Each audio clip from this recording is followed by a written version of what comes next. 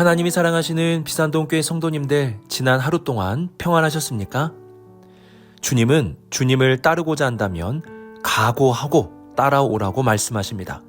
신앙생활에는 주님의 말씀과 같이 각오가 있어야 합니다. 오늘의 말씀을 묵상하면서 주님의 말씀에 따라 나의 신앙에 각오를 할 수 있는 복된 시간이 될 수 있기를 소망합니다. 기도하겠습니다. 사랑의 하나님 아버지, 주님을 따른다고 하면서 늘 말만, 늘 마음만 있었던 것 같습니다. 이 시간 우리의 삶에 각오가 있게 하시고 그 말대로, 그 마음대로 결단하고 실천하는 우리 모든 성도들 되게 하여 주옵소서. 이 모든 말씀 우리 주 예수 그리스도의 이름으로 기도드립니다. 아멘. 오늘 우리에게 주시는 하나님의 말씀은 누가복음 14장 25절에서 35절까지 말씀입니다. 하나님의 말씀을 함께 읽겠습니다. 수많은 무리가 함께 갈새 예수께서 돌이키사 이르시되, 물은 내게 오는 자가 자기 부모와 처자와 형제와 자매와 더욱이 자기 목숨까지 미워하지 아니하면 능히 내 제자가 되지 못하고, 누구든지 자기 십자가를 지고 나를 따르지 않는 자도 능히 내 제자가 되지 못하리라. 너희 중에 누가 망대를 세우고자 할진대 자기의 가진 것이 준공하기까지에 족할는지 먼저 앉아 그 비용을 계산하지 아니하겠느냐. 그렇게 아니하여 그 기초만 쌓고 능히 이루지 못하면 보는 자가 다 비웃어 이르되 이 사람이 공사를 시작하고 능히 이루지 못하였다 하리라. 또 어떤 임금이 다른 임금과 싸우러 갈 때에 먼저 앉아 1만 명으로서 저 2만 명을 거느리고 오는 자를 대적할 수 있을까 헤아리지 아니하겠느냐. 만일 못할 터이면 그가 아직 멀리 있을 때에 사신을 보내어 화친을 청할지니라. 이와 같이 너희 중에 누구든지 자기의 모든 소유를 버리지 아니하면 능히 내 제자가 되지 못하리라. 소금이 좋은 것이나 소금도 만일 그 맛을 잃으면 무엇으로 짜게 하리요. 땅에도 거름에도 쓸데없어 내버리느니라. 들을 귀가 있는 자는 들을지어다 하시니라. 아멘.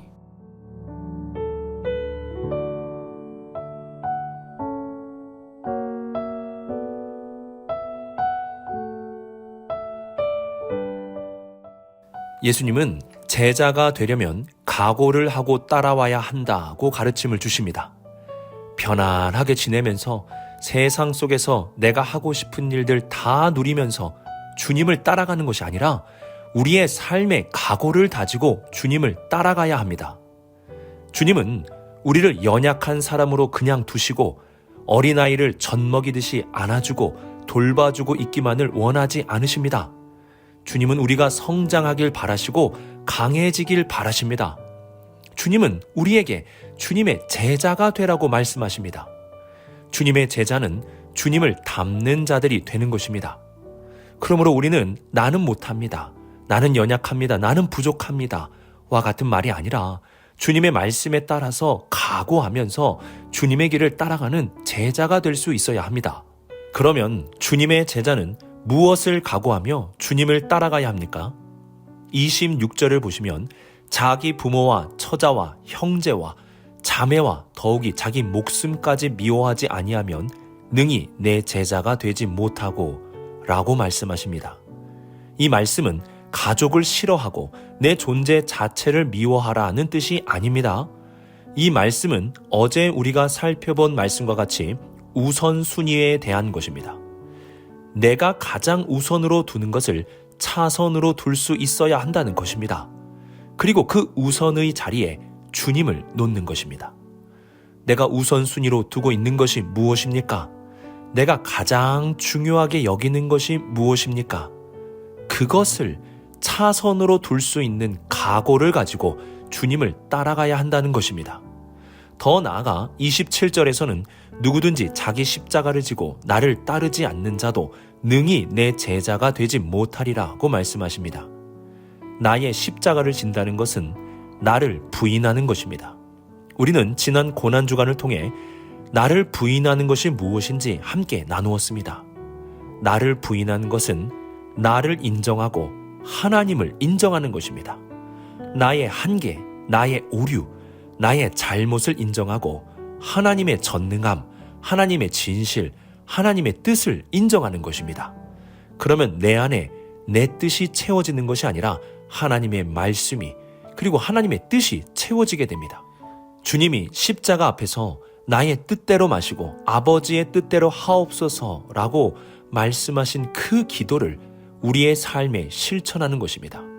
바로 하나님의 뜻으로 내 삶을 채우는 것, 이것이 자기를 부인하는 것, 자기의 십자가를 지는 것입니다. 주님의 제자는 내가 가장 우선하는 것을 차선으로 둘 수 있는 각오가 되어 있어야 하고 내 삶을 하나님의 뜻으로 하나님의 말씀으로 가득 채울 수 있는 각오가 되어 있어야 합니다. 마태복음의 마지막 지상 대명령에서 주님은 제자를 삼으라는 명령을 하셨습니다. 우리의 신앙생활은 어린아이와 같이 하나님의 돌봄을 받고 달라고만 하는 신앙이 되어서는 안 됩니다. 그 신앙에서 이제 더 나아가 성장하여 주님의 제자가 되어야 합니다. 주님은 제자를 부르시고 제자를 통해 주님의 일을 이루고자 하십니다. 우리 비산동교회 모든 성도님들이 이제는 주님의 제자가 되어 제자답게 각오하고 주님을 따를 수 있는 우리 모든 성도님들이 되시길 주님의 이름으로 축복합니다.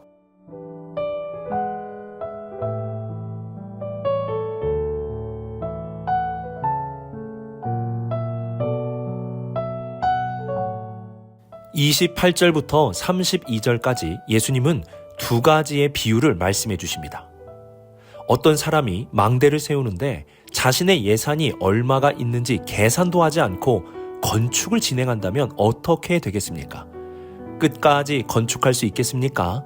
결국에는 기초만 쌓다가 비용이 부족하여 완공하지 못하게 될 것입니다. 그리고 사람들이 이러한 짓담한 망대를 보고 비웃지 않겠습니까? 또한 31절 이하의 말씀을 보시면 어떤 임금이 다른 임금과 싸우러 갈 때 먼저 적군의 숫자에 대해서 헤아리지 않는다면 어떻게 되겠습니까? 적군의 숫자가 많게 되면 그냥 항복하게 되는 것입니다. 예수님이 말씀하신 이 두 가지의 비유는 사실 한 가지의 메시지를 주려고 한 것입니다. 예수님이 비유를 통해 주고자 하시는 말씀은 이것 없이는 이것 할 수 없다입니다. 건축하는데 예산 없이는 완공할 수 없고 전쟁하는데 적군을 헤아리지 않고서는 승리할 수 없는 것입니다. 주님은 이러한 이것 없이는 이것 할 수 없다는 비유의 가르침을 통해서 33절에 이렇게 말씀하십니다. 이와 같이 너희 중에 누구든지 자기의 모든 소유를 버리지 아니하면 능히 내 제자가 되지 못하리라. 소유를 버리지 않으면 제자가 될 수 없다는 겁니다. 소유를 버려야지 주님의 진정한 제자가 될 수 있는 것입니다. 그러면 소유를 버린다는 것이 무엇일까요? 나의 재산을 쓰레기통에 넣어버리는 것일까요? 아니면 내 재산을 다 처분하여 없애버리는 것을 의미하는 것일까요? 소유를 버린다는 것은 앞선 내용과 함께 이해해야 합니다. 소유를 버리는 것은 우선 내 소유를 가장 우선해서는 안 된다는 것입니다. 소유는 차선으로 옮겨놔야 합니다. 자신의 소유를 가장 중요하게 여기는 세상 속에서 아마도 나의 소유를 차선으로 놓는 것은 가장 어려운 각오라고 할 수 있을 것입니다. 내 소유에서 자유하는 것, 그 소유보다 주님을 더 중요하게 여기는 것, 이것이 바로 소유를 버리는 것입니다. 그리고 소유를 버리는 것은 제자가 나를 부인하고 하나님의 뜻으로 자신의 삶을 채우듯이 소유를 주님의 뜻으로 가득 채우는 것입니다. 이 말은 주님의 뜻을 위하여 나의 소유를 사용하는 것을 뜻합니다. 내 자신만을 위해 나의 소유를 사용하는 것이 아니라 주님의 뜻과 나라를 위해 소유를 나누는 것입니다. 누가복음에서는 이를 구제를 위하여 사용하는 것이라고 가르침을 주기도 합니다. 나의 소유를 주님의 뜻으로 가득 채워 어려운 이웃을 위하여 나의 소유를 나누는 것, 이것이 소유를 버리는 것이라 할 수 있습니다. 이것 없이는 이것 할 수 없습니다. 즉 소유를 버리지 않으면 주님의 제자가 될 수 없습니다. 만약 소유를 버리지 않고 주님을 따르게 되면 망대를 다 짓지 못하여 조롱받는 사람과 같이 우리가 될 수도 있고, 전쟁에서 적군을 헤아리지 않아 실패하고 패배한 왕의 모습이 우리의 모습이 될 수도 있습니다. 제자는 그래서 이러한 소유를 버리기 위해 기도하고 각오하며 주님을 따라가야 합니다. 우리가 버리면 없어지는 것이 아니라 나의 소유보다 더 귀한 생명과 더 귀한 구원으로, 천국으로 주님께서 채워주시는 것입니다. 버림은 없어지는 것이 아니라 주님의 것으로 채우는 길임을 기억하며 소유에서 자유하시고 소유를 버릴 수 있는 우리 모든 성도님들이 되시길 주님의 이름으로 축복합니다.